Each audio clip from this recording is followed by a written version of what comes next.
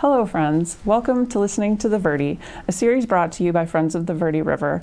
This program will inspire, engage, and inform you about everything that makes the Verde River healthy: water flows, habitat, and community.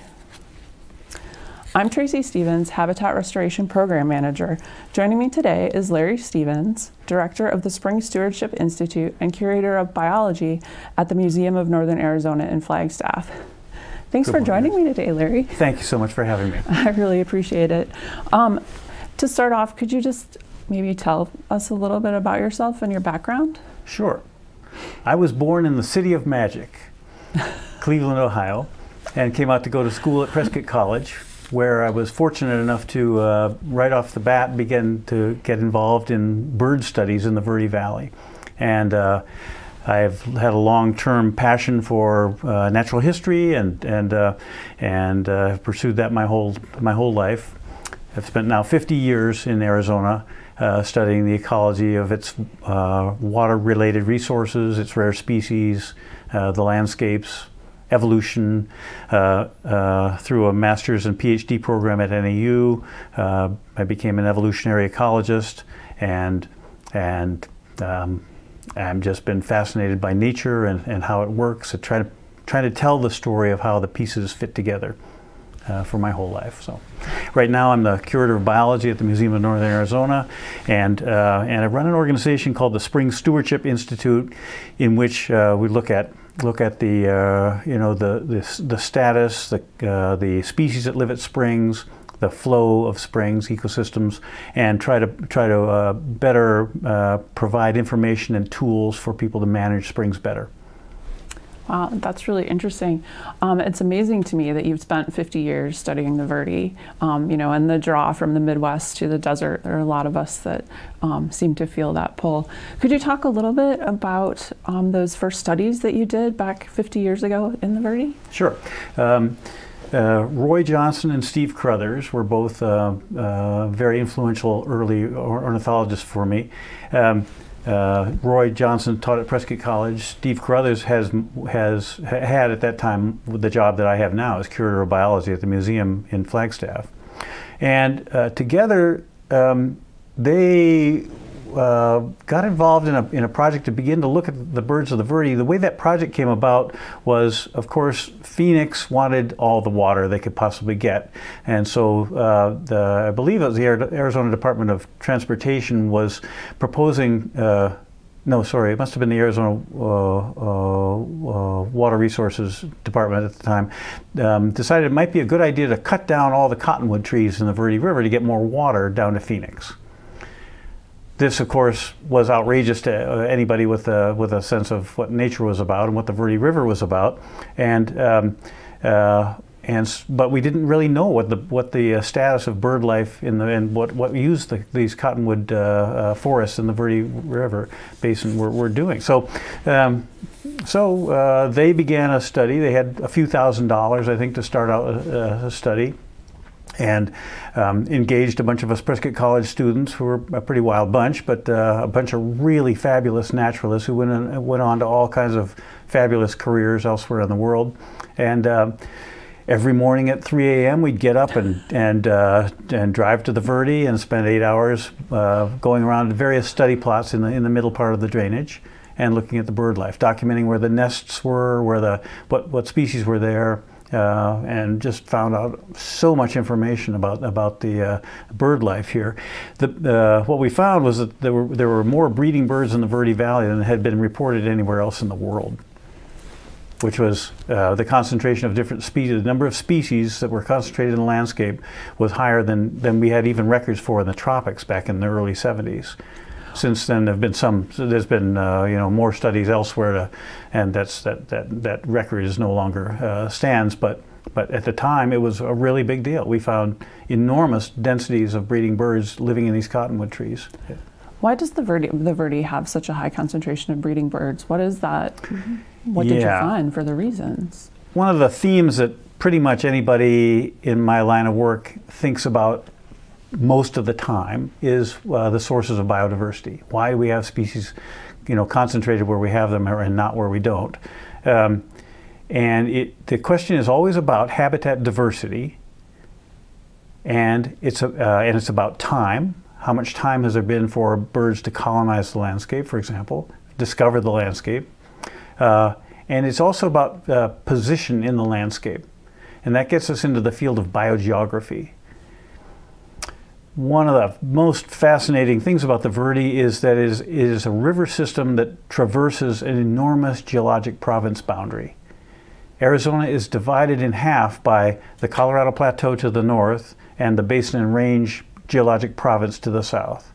And these shape so much of the life around us. We can't even really begin to understand how much of an influence being at this broad, what we call in ecology, an ecotone, a transition between one set of ecosystems to another set. That ecotonal nature of the Verde River system is what contributes just a tremendous amount to its biodiversity in birds and its connectivity to the landscape. So you mentioned the cottonwood galleries in an earlier response, and one of the things that we do with Friends of the Verde and our Verde Watershed Restoration Coalition partners is work to restore habitat along the river by removing invasive species with the hopes of protecting that cottonwood, the Fremont cottonwood, Gooding's willow, riparian forest gallery canopy. How do you think this plays into the habitat along the Verde, and why could that be important in maintaining or improving what we have today? The cottonwood forests of the Verde have come and gone over time. There's some indication that there may not have been quite as much habitat here in pre-settlement times as there was during the early settlement times. And then we've had a lot of development that's affected a great deal of it. Some estimates of the loss of riparian habitat in Arizona have claimed that more than 90% of the habitat's gone at this point. And by gone, the authors of that meant transitioned into different kinds of habitat. The Verde Valley, like so many of our drainages in Arizona, have been subject to invasion by many non-native species: tamarisk, Russian olive, tree of heavens, particularly difficult plant to get rid of, as well as a whole host of non-native animal species like crayfish and whatnot. So, and native and non-native fish. So, efforts to restore the habitat are really needed to be able to protect the species that we have here, to provide them with the kind of habitat that they actually need. Most of the species that we deal with are not very plastic. They don't have a great ability to say, adapt into a different kind of habitat. If you take away the gallery forest, really the yellow-billed cuckoos and some of these birds that really need high canopy nesting sites disappear. So maintaining the forest is hugely important, and kudos to the Friends for being able to get habitat restoration underway here. Now you mentioned the initial breeding bird surveys that you did back on the Verde, and you mentioned cuckoo a little bit now. Was there a particular species that you focused on during that time that your work centered on, or were you working more on a variety? Yeah, it was on the whole bird community, and even the social interactions among the species there. I worked on mockingbirds for several years, which are peripheral to the riparian zone, but do come in to forage and whatnot. Steve Carruthers did his PhD on vermilion flycatchers here.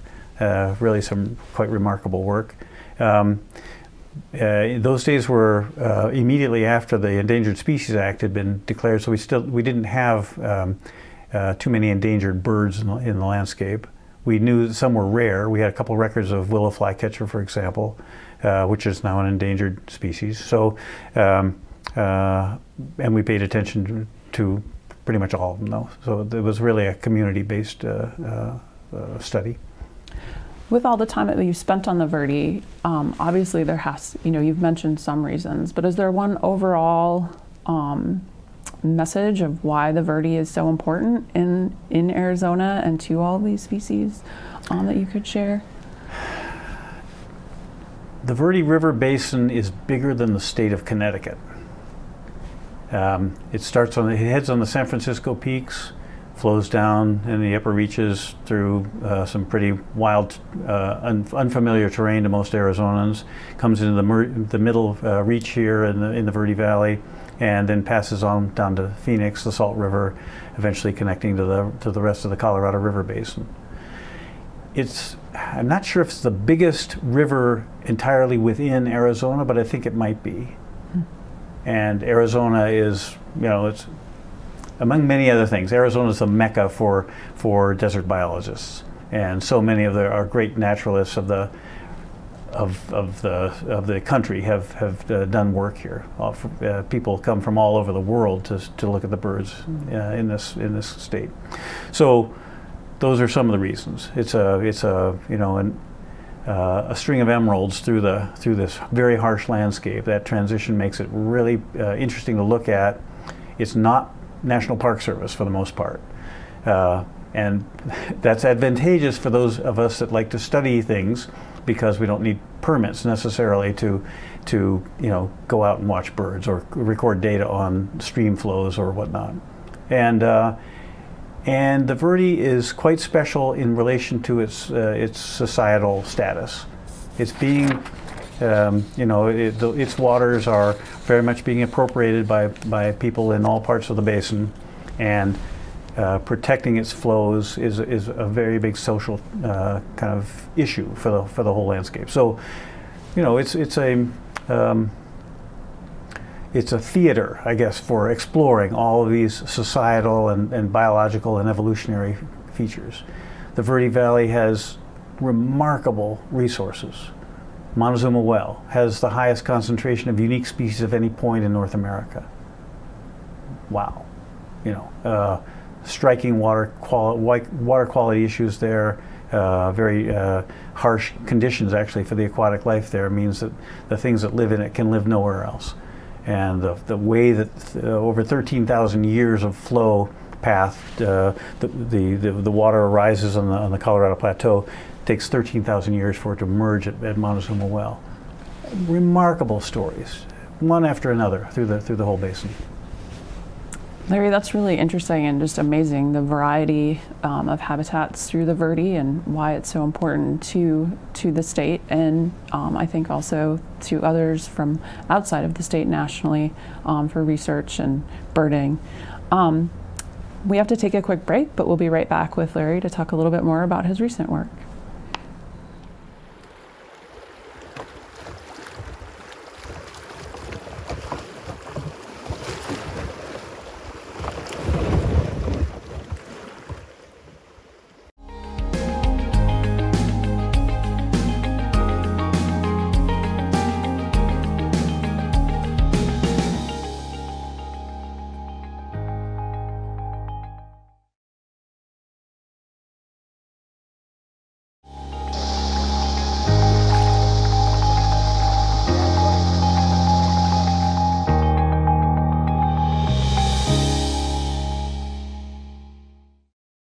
Welcome back to Listening to the Verde.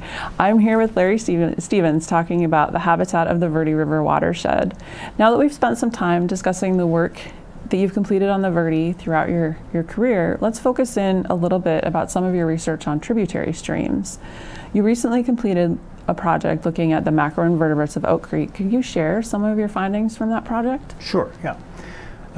Oak Creek is, of course, spring-fed, like the whole Verde River basin. The base flows of the Verde River, about 1,000 gallons a second, comes from springs. Oak Creek is fed by springs. And some of the challenges with Oak Creek are that there's a lot of roadway along it. One thing people do is build roads along creeks, because that's natural passages through the landscape. Well, silt and fine material from road work, from development, construction and whatnot, passes into the creek. And Oak Creek is widely known around maybe the world at this point for being just remarkably biologically diverse. It's got the highest number of caddisfly species of any stream in the Southwest. So concerned about and looking at Oak Creek and trying to understand what's going on there, we developed a project with some of the Oak Creek Friends group, and brought in citizen scientists and a lot of kids who. And all kids are entomologists, so it's pretty easy to work with them and talk to them about issues. We sampled insects in reaches that were low flow, kind of slow flow, and versus reaches that were flowing faster, riffles and little rapids and whatnot. And sampling for aquatic bugs using dip nets and drift nets and whatnot, and sampling the sediments to make sure we understood what the bugs were living in.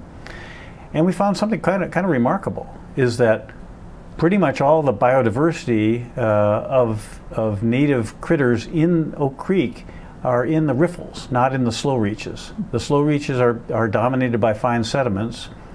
Flows have not been substantial enough in recent years to actually move those fine sediments out. And aquatic bugs have a very difficult time living in fine sediments. They like rocks, and to be able to crawl underneath rocks and into gravels that lie below them. So we're able to document that story with this study in Oak Creek, and that brought out the fact that we don't really understand what the distribution of riffles is in that creek. So the next kind of citizen science project we should probably do is to tube, float, and walk the length of Oak Creek and really document where the riffles are versus where these the slower reaches are. That sounds like a great next project, yeah. especially with something to do in the summer with kids. It would be just a blast. So, yes, yeah. And if it helps inform more of your research regarding the macroinvertebrates or bugs that are present in Oak Creek and document those habitats, that's great. Now you've emphasized the spring-fed systems in Oak Creek and about the Verde being largely spring-fed as well.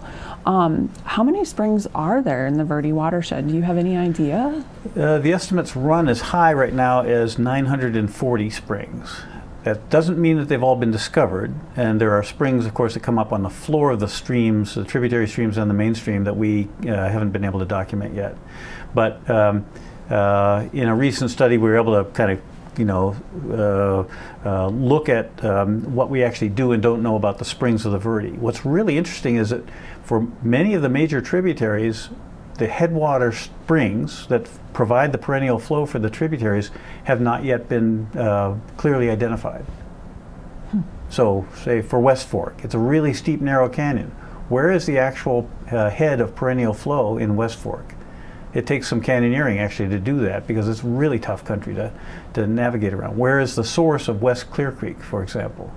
It comes out of a hanging garden that's a beautiful little feature that's kind of very difficult to get to. Been exploring around the sources of the East Fork of the Verde as well to try to figure out where that water actually comes from. So documenting the actual sources is important. Those are places where we should actually be doing monitoring to make sure we understand what the overall flow pattern. What we do know about the Verde, by looking at the flows of the Verde in June, when the height of the dry season, we can get a sense of how much spring flow is coming in. There's been a pretty steady decline in base flow of the Verde over the last 30 years. And that's a paper that Ed Shank and Jeff Janess and I did a while back. But and it's kind of well known that people are using up a lot of the water of the Verde. But there's we can from that kind of calculate what the future of the Verde will be, and that's a bit alarming. So it's very important that the society here, the culture of the Verde Valley, really take note of this really important stream that's forms so much of the culture of this landscape, forms the aquatic backbone of the landscape here, societally. You mentioned that about over 900 springs, maybe up to 900, yeah. But only a few have been documented. When you document a spring or inventory them, what all is involved in that process? Is it something that's pretty difficult to do? It's a grand adventure. We get. With the Spring Stewardship Institute, we're doing work on springs all over the world at this point, but lots and lots in the western U.S. typically the project the managers of the project want to know something about the status of their springs and perhaps about the long-term story of their springs. Well, monitoring data are very few. Very few springs are actually monitored in a way that we can understand what's going on with them. We send out a team of experts to look at everything we can find out about that spring in 2 hours.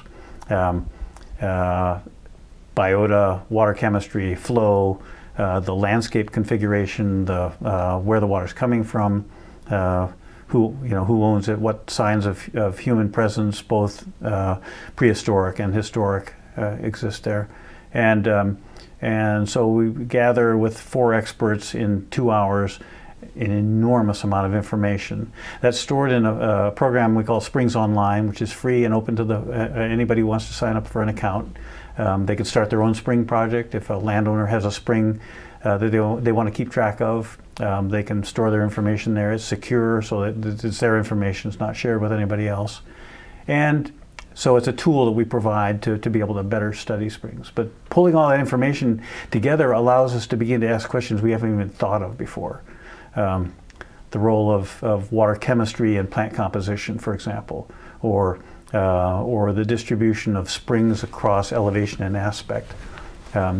Elevation is such a big driver for climate in this part of the region, so we can do space for time analyses that tell us where climate change may take our biota over time. Lots and lots of opportunities for research in that. Have you had an opportunity to work much on Fossil Creek, one of the Yeah. more well-known springs in the area? Could you tell us a little bit about what you found there? I know the spring snail is one of the interesting. Yeah, again, we get all kinds of different clients who are interested in different topics. And my first client, I don't know, a group that was interested there was Apache Nation. So I went in with a bunch of Apache folks who are interested in the spring. They have, they hold that as to be one of their very sacred springs, and learning their perspectives on what we were able to share with them. Fossil Creek has a large number and probably more than we know of unique species, spring snails and unique caddisflies and other aquatic invertebrates. So it was really kind of informative to have the Native Americans tell us what they knew and why they valued the place, as well as us being able to explore some of the biodiversity there. And of course, Fossil Creek with Jane Marks's work and the removal of the dam there has been a big opportunity for more research. I feel like there's so much of the Verde that I haven't had a chance to explore, and you've been fortunate enough to go to a lot of beautiful places and unique and interesting places. Is there one that really sticks out with you in the watershed that you'd like to share with people? Yeah, there are many places that are astounding, that are hard to get to. Montezuma Well, though, is quite easy to access, and it's such a remarkable ecological landscape. It's one of the few springs in the world. It's a spring-fed pond system right in the middle of Arizona, in the middle of the basin. It's just got such a tremendous history to it, and such a tremendous biological and evolutionary history that it's really fantastic. Some of the critters that live there, the endemic water scorpion, for example, is just such a bizarre, strange creature. And it looks like one time in the past, maybe 100,000 years, a gravid female was able to land in the well and produce young, and not all the young died. Water scorpions are probably passing into the well every day in the summer months, but one time in the last, perhaps 100,000 years, one individual female was able to land in the water, survive, and a couple of her offspring survived and start a new species. So that's a colonization event that has actually created a lot of the food web complexity of the well, because it's a predatory critter, the water scorpion, and it feeds on an endemic amphipod, which is also fed on by an endemic genus of leeches that lives in the well. So it's quite just a fantastic story to explore and try to understand and study. And we don't know everything about it by any means yet. Yeah. That's great, though, that the emphasis on an area that is accessible to people and such a unique environment that's so near where everyone in the Verde lives. And I think a great opportunity for some exploring by some of our volunteers. You mentioned working with volunteers or citizen or community science, primarily students. How has that affected your work with the Spring Stewardship Institute and just kind of evolving the project that you're doing there? Well, I love teaching. It's fabulous because I learn so much, even from little kids. We get questions about, why are those funny little things on the edges of the sides of the mayflies? Or why did damselflies have gills on the outside and dragonflies don't? These are huge evolutionary questions. To which there is, usually no clear answer. But it's just there are the observations that people make as they learn to see the world around them are just completely inspiring to me. That's wonderful, and working with kids is such a great way to learn too. Yeah. I mean, they really make you think about what you're doing. Yeah, and with grad students, they have to, once kids get into adolescence, they stop being entomologists and they start being, whatever, more socially appropriate people, I guess. But when in getting to work with grad students, you get to peel some of that stuff away and get back to that childish delight in nature. So we're nearing the end of our time, but I was hoping you could share your thoughts on what the community can do to help protect these important riparian and spring habitats throughout the Verde watershed. How can we help the system? It's so critical, I think, for everyone to have a connection to the land. And rediscovering that, however it happens, could be by boating on the Verde, or just getting out there and with binoculars. Even if you don't know anything about birds, get your binoculars figured out so you can look at a bird and see what it's doing. Any way to encourage connection to the landscape is critical. That begins a whole process that, for me and for many people that have come into contact with and been able to train or look at, have been able to make that connection to the landscape. And from that grows the understanding that we need to be good stewards of the land. Thank you so much, Larry, and thank you for reminding us all how important it is to maintain our connection with nature as we move forward, trying to protect this very important Verde River habitat that we all care so much about. I really appreciate you joining me today. Thanks for watching this episode of Listening to the Verde with our special guest, Larry Stevens. To learn more about the topics we covered and watch more episodes of Listening to the Verde, please visit verderiver.org/listening.